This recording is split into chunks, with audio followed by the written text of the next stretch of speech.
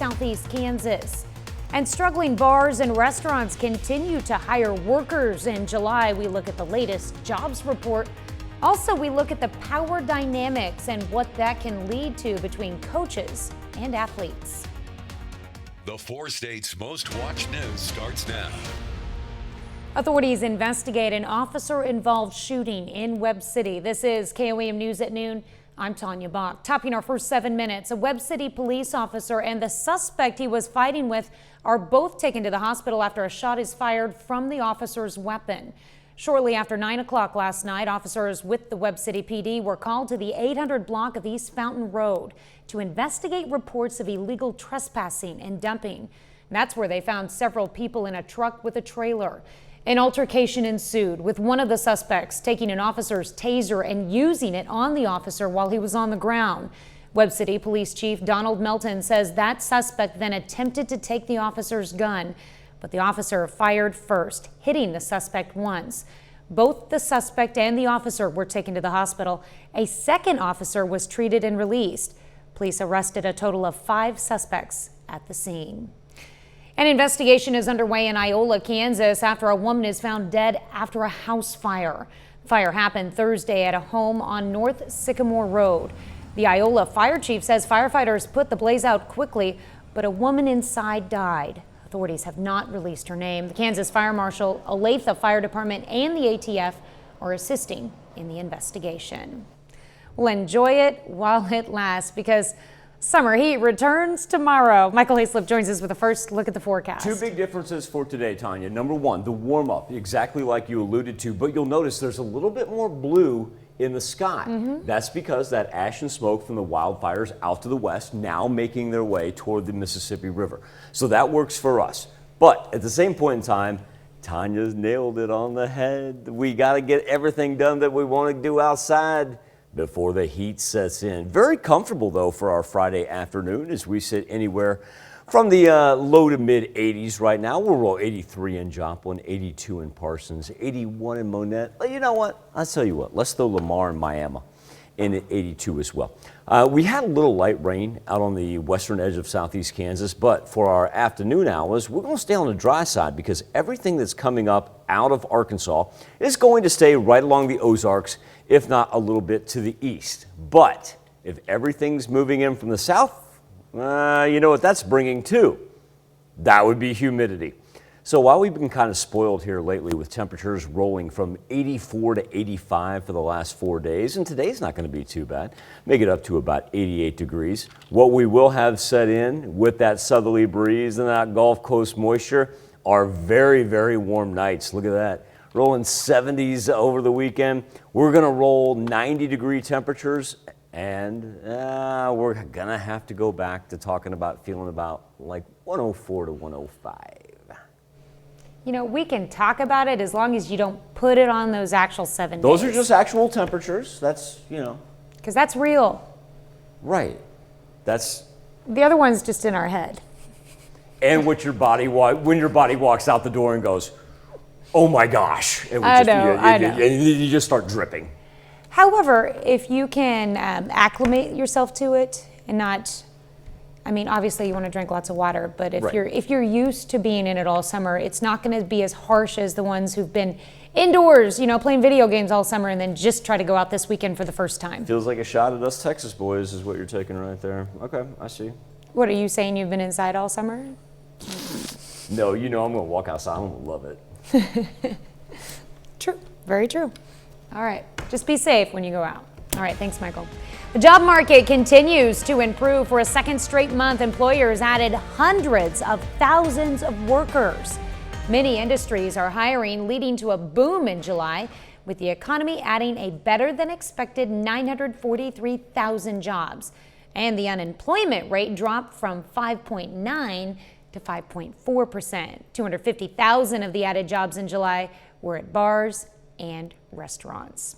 That's a look at today's top stories and weather in our first 7 minutes. Up next on KOAM News at noon, a young athlete details the relationship she says her equestrian coach forced her into.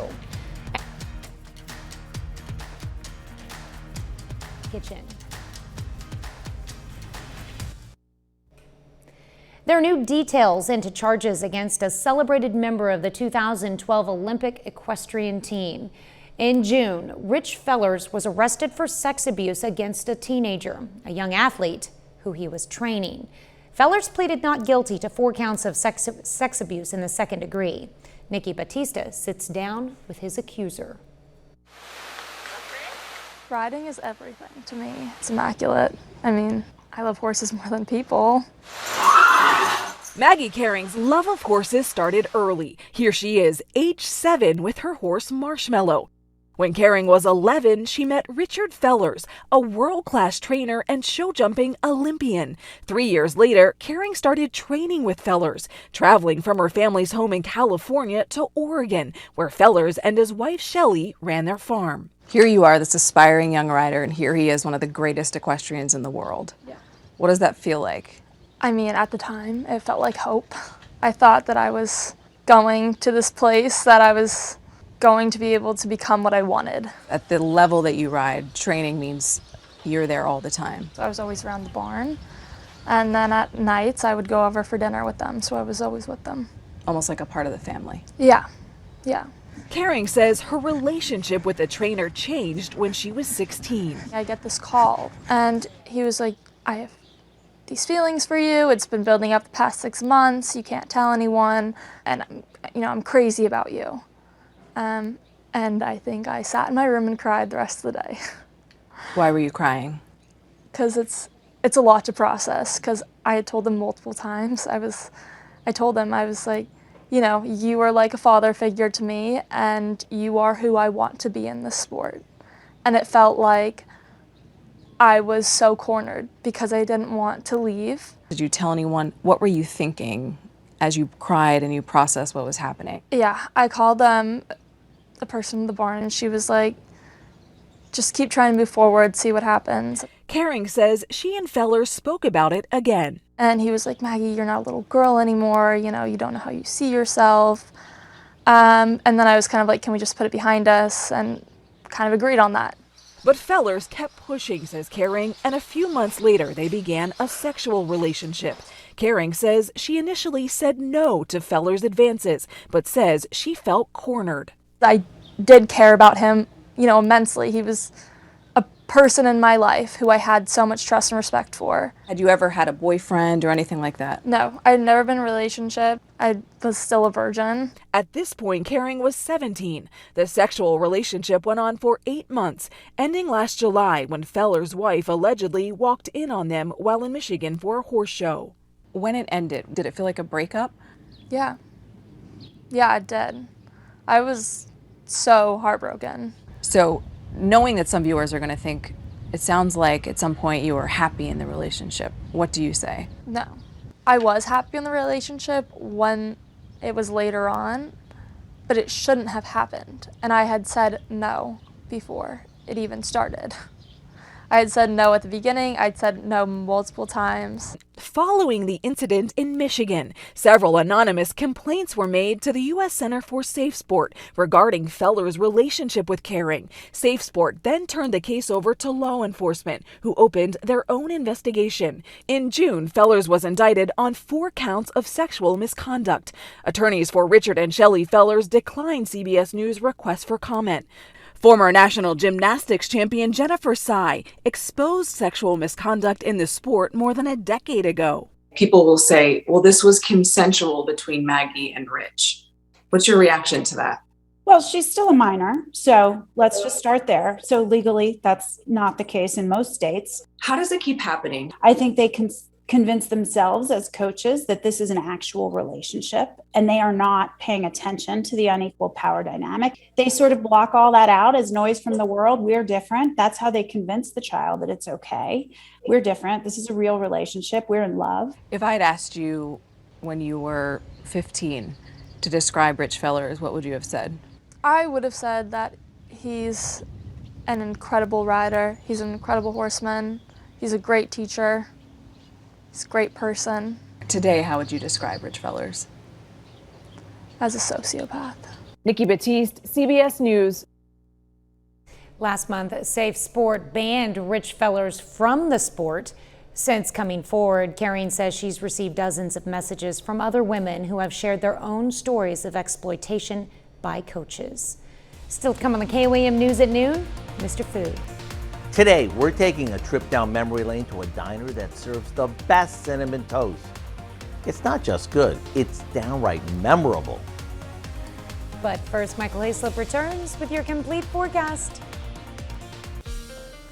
A little bit of a welcome sight here. A live look over 7th and Rangeline. Finally, some blue skies. We've had that haze hanging over us for the past several days, and we'll get to our air quality warnings, but this will probably be the last time that we check on it in quite a while. An indicator that everything from the West Coast wildfires is now pushed off to the east. It's going to be a warm afternoon, but still just a tad bit below normal as we sit at 83 degrees right now over 7th and Rangeline. Now, it does feel like it's 88, so we got about a 5-degree difference there between our temperature and what it feels like, but we should be, famous last words, around the 91-degree area this afternoon. We're going to come just a tad bit short of that because we won't see a 7-8 degree warm up here even during our peak heating hours.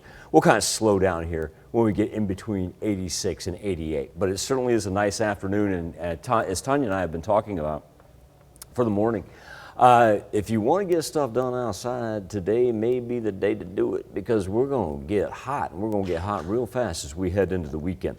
All the rain staying right on the north central portion of the Arkansas-Missouri state line, heading up through east of the Ozarks. That'll take off to the northeast. You won't have to worry about anything making its way into us. It's rather going to be a dry Friday, if you will.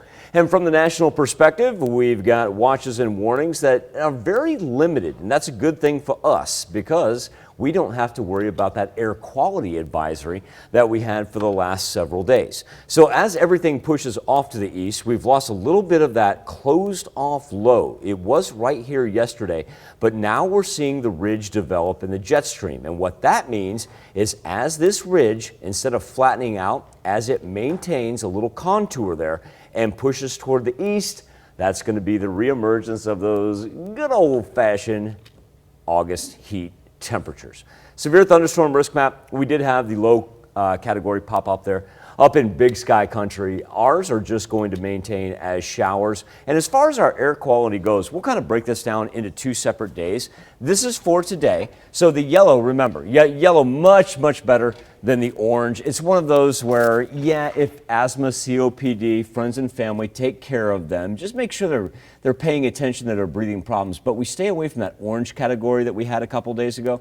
And then as we transition into tomorrow, you'll notice we severely drop off on the north side of it. And so the air quality is getting better as everything drops down to the south. And that's thanks in part to that mid-level jet that we have. Now, here's the thing. That jet stream also feeds us hot air because that ridge moves over us, and we combo that with the Gulf moisture. It's double barrel action.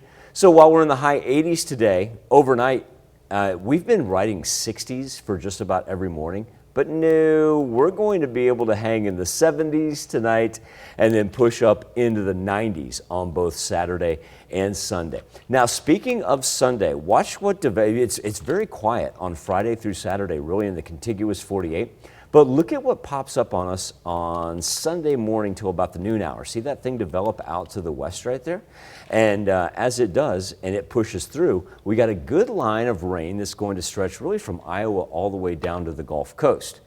There's no relief behind it. Usually if we get some morning rain like that, we talk about a cold front. But no, Tanya, we will continually heat up instead of cooling down to the point where we're talking about 95 and 96 on Tuesday and Wednesday. Yeah, Well, it's still August. Remember that end of July? It's still August. We can do it. Do you remember that end of July? Yeah. It's coming back. Yeah. Yeah, it's going to come get us. We're due, I guess. All right, thanks, Michael. We take this time to honor today's 4-state hero, Sergeant Dustin Harrington in the U.S. Army National Guard. The soldier from Neosho, Missouri, joined the 735th in 2004, serving a tour in Iraq. Harrington stayed on with the National Guard for 18 years. To Sergeant Dustin Harrington, we thank you, our 4-state hero.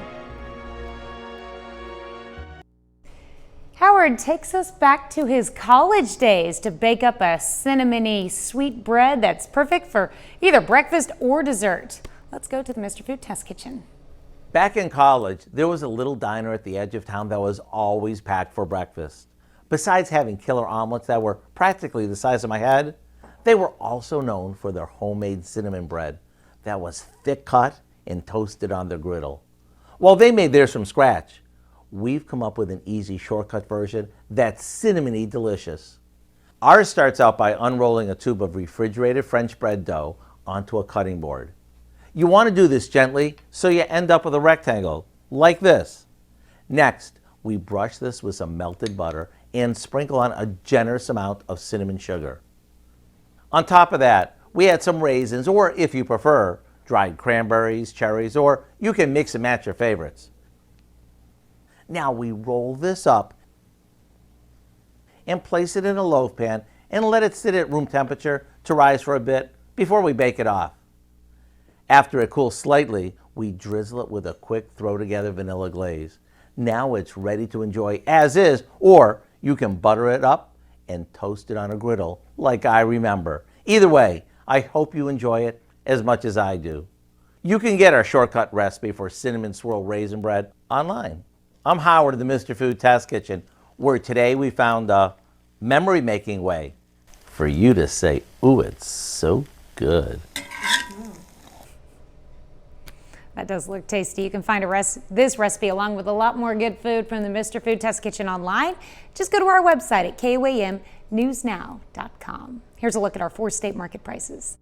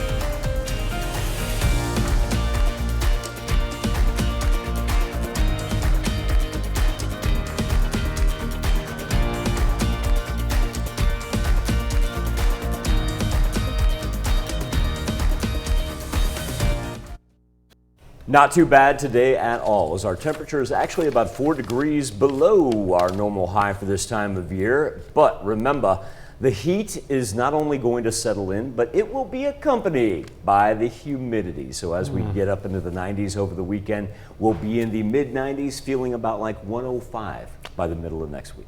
Ooh. What do we have coming up tonight at 5? Well, at 5 this summer, Bounty is good for your brain, and Health Watch, we're going to look at the best fruits and vegetables geared to help you stay sharp and fight stress.